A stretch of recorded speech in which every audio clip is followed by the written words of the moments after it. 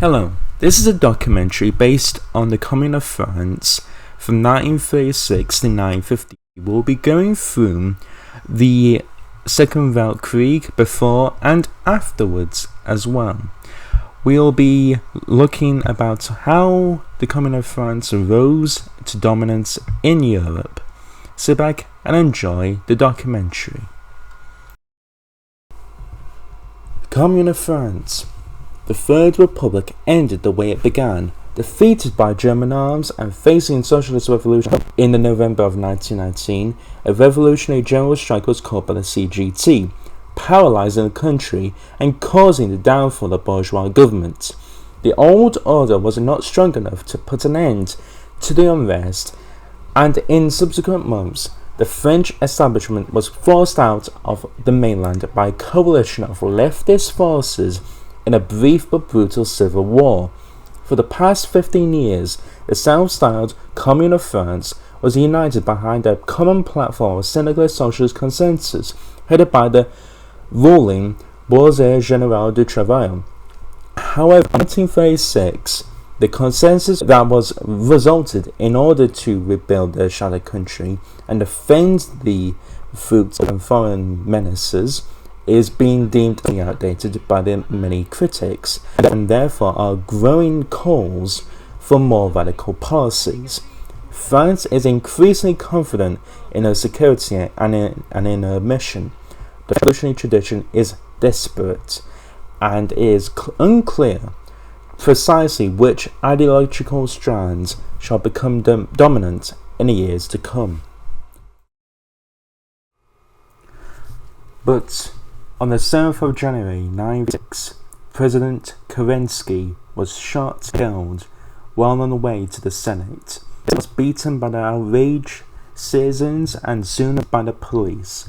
Despite his massive unpopularity with the Russian people due to the botched land reform and ineffective rule, Kerensky was nevertheless able to hold the country together for years, and his death has thrown Russia into chaos.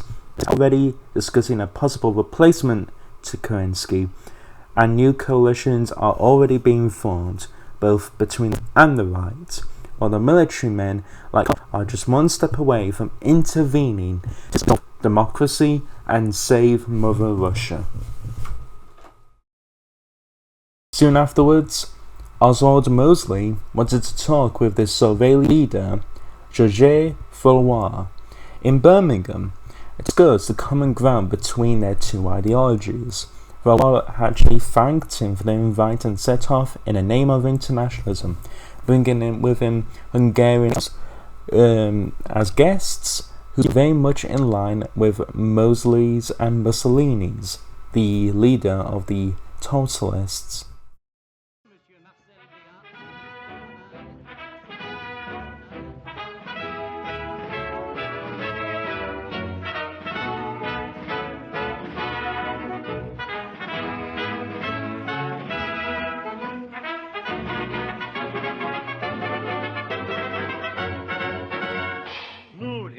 Du plus fier et du plus beau pays, par l'or et le poison et par la trahison, nous avons vu notre gloire sombrer dans la nuit, près du fond du passé, des voix nous ont chanté.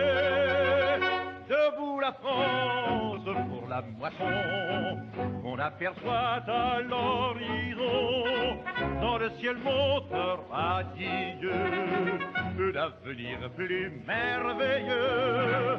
Belle jeunesse, son drapeau flotte sur le monde nouveau. Hier est mort, vive demain, une autre France est en chemin. The Civilian Movement. The Civilian Movement was born from the participation and support of the think tank Oswal Mosley, led by Edouard Berth and Georges Valois, the Communard Revolution of 1919.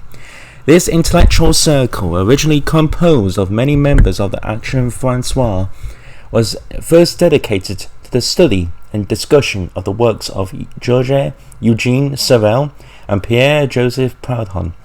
which resulted in the realization of a coherent and intellectual ideology, rejecting a liberal poison and proposing a model of decentralist and nationalist syndicalist society, serving as a base for the development of this heroic and warrior individual who would compose the organic vanguard of this new society, entirely devoted to the protection of the homeland, fellow workers and families in the face of external threats such as the German menace and internal threats such as the Following the revolution, the group saw its members increase, counting certain right-wing socialists, members of organizations such as the SFIO, in its ranks. So much so that this intellectual group became influential within the CGT. Although it was a Nazi union, and thus did not have any delegates in the Bourgeois Général du Travail, the Sorelian ideals had won over many unionists sitting in the BGT, among them Marcel Boucard. If Valois led the organization and is considered its thinking head, Boucard represents a man of action who allowed it to find certain popular support. Indeed, Boucard formed a troop of loyal legionnaires ready to defend France against any threat.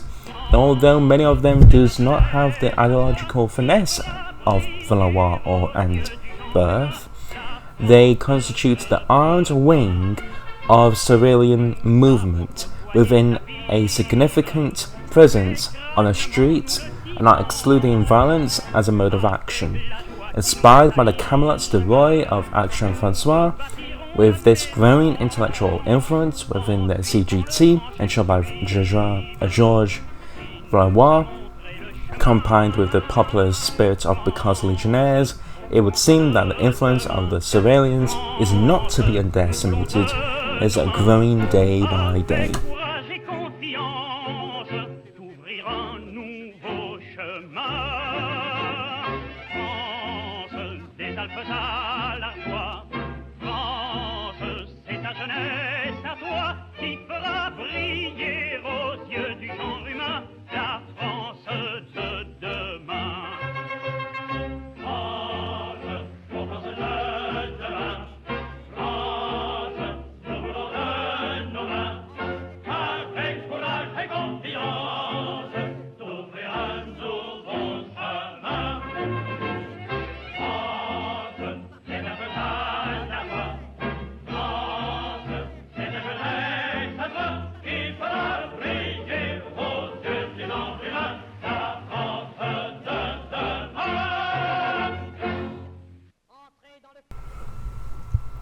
The 1936 Winter Olympics was held in the United Baltic Duchy. The United Baltic Duchy did not invite, and also the Olympic Committee did not invite any of the communards to compete, as they have their own sport. So the French, the Italians and the British would not be competing in this event.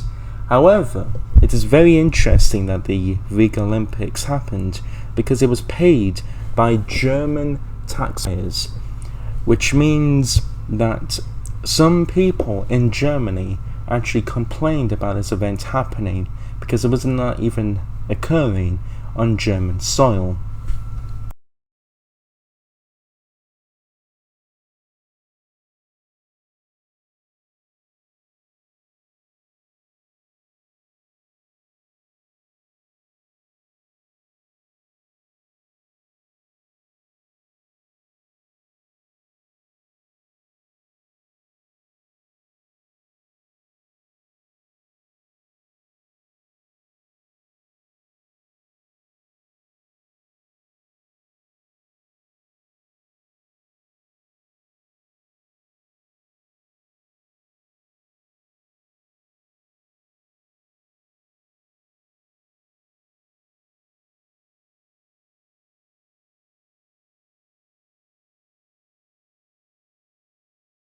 Debout les damnés de la terre, debout les forçats de la faim, la raison tenant son cratère.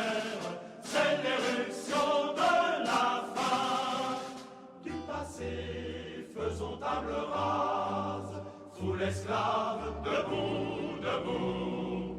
Le monde va changer de base, nous ne sommes rien, soyons doux. C'est la lutte finale, nous pour nous et demain.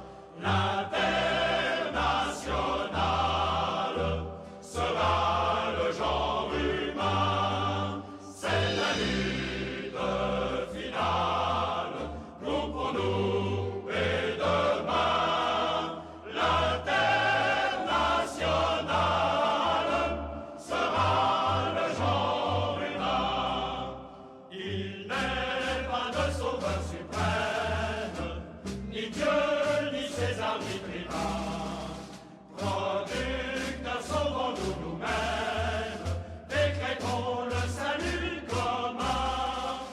Pour que le vol rende gorge, pour tirer l'esprit du cachot. Soufflons nous-mêmes notre forge, battons le fer quand il est chaud. C'est la lutte finale, nous pour nous et demain. L'international sera le genre humain. C'est la lutte finale, nous pour nous et demain. L'international sera le genre humain. Ouvriers et paysans nous sommes, le grand parti des travailleurs. La terre n'appartient qu'aux hommes, loisir ira loger ailleurs. Combien de nos chiens se repaissent, mais si les corbeaux